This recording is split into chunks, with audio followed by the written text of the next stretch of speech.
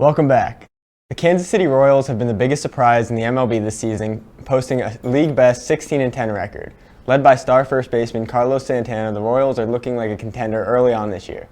I'm joined by Emma House and Marena Sever to debate on if the Royals are a legit World Series contender. I think they are, and at least right now, and the numbers don't lie, like Jacob just said, they are competing to be not only they are the best team in the AL Central in their division, and they're competing to be the best team in all of Major League Baseball, and they have been sort of in and out of that position. And so that, to me, sort of answers that right there. Are they a contender for the title? That's a little bit more drastic of a statement than saying that they're a contender for their division. But I think they've got their division locked down at the moment, because when you're talking about, they're in and out, again, of being the best team in all of baseball, above the Dodgers, above the A's, and things like that. And so, yeah, are they a contender? I think absolutely.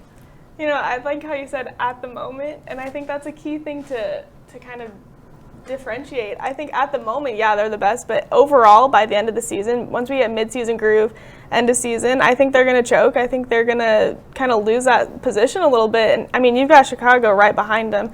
Are they going to take them right now? Maybe not, but in the middle of the season or kind of near the end when we get down to crunch time, I think that we are going to see Kansas City choke. It happens all the time. They've done it a lot, and I think, I don't think they're ever going to get the title this year. I honestly would say I would be surprised if they made it to the playoffs this year.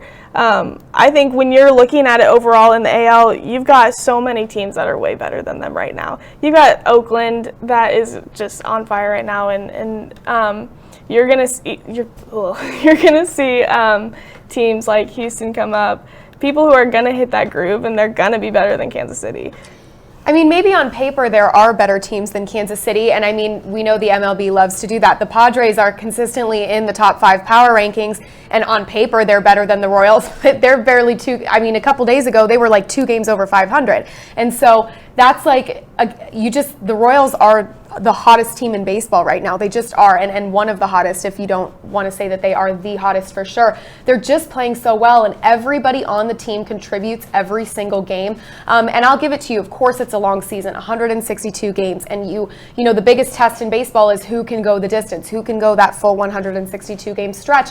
And I think the Royals can do it. They've posted, this is the best 25 game start that they've had to a season since 2015, and we all know what happened in 2015. They won the World Series. So they're off to a hot start. That seems to bode well for them. And again, of course, there's a test of time and lasting, but I think the later games in the season will actually benefit them because they've got young pitchers that they've brought up that could use the experience that will only get better once they've become acclimated to the MLB. And also you have starting shortstop Mondesi, who's just got absolute wheels. He can totally scoot around the bases. He's a super prolific base stealer. And so when you have a guy like that who can really help set the table and get himself into scoring position, he's not even playing right now. You've got Nicky Lopez backing him up because Mondesi's out. So I think those later games will actually continue to fare well for the Royals. And again, the question of whether or not they'll contend, they're contending right now. I expect them to contend in the future, if not for being the best team in the MLB for their division, the AL Central. And I think, I'll say without a doubt that I think they'll make the playoffs. They are a huge surprise this year, but they've also brought in some really great new names. Benintendi, Michael A. Taylor, Carlos Santana. All of those new guys have contributed to a shift in the energy and the momentum in Kansas City. And we're seeing an energy level that we haven't seen since the Royals were in, those couple of World Series runs in 2014 and 15. So I think all of that means well for the Royals. I think that sort of change is going to again carry into the later games of the season. And as the season continues, we'll see guys like Mondesi come back. We'll see the pitching staff improve. I think it's going to bode well for them. I would argue that, looking at the team right now, there's only a couple people, I guess you could argue maybe 8 people that are consistently hitting very well throughout the season. Other than that, you've got players that are, they've got a good hit every once in a while, but they're not doing this consistently every single game. And you've had a lot of other teams in the league, at least, that in the whole, I guess, all of MLB that are hitting way better than them, hitting consistently every single game, and I don't think we're going to see that throughout the season.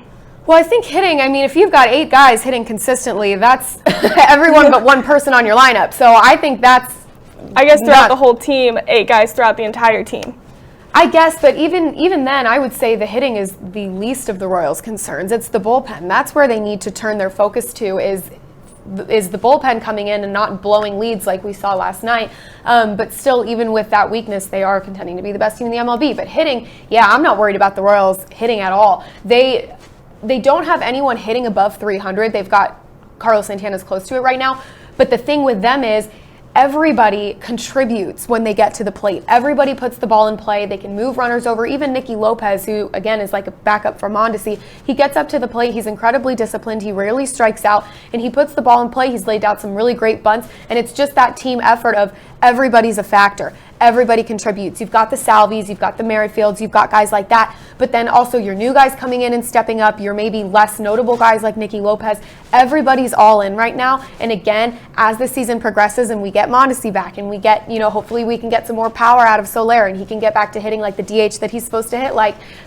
And I just think, yeah, it looks good for the Royals. It looks good in Kansas City, and hopefully we'll see another 2015 era playoffs for them. It would be surprising. It would definitely be good for the Kansas City area, especially with the Chiefs and everything.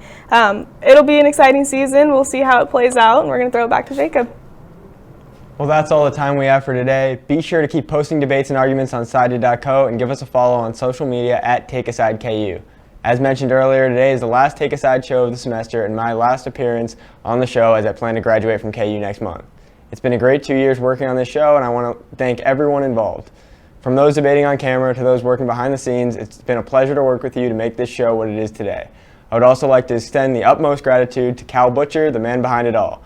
When I came to you 2 years ago, I had no idea what the show would become, but with your help, Take Aside has become something that we can all be proud of. I'm excited to see what happens next. For all of us here at Take Aside, thank you, and we'll see you again next year.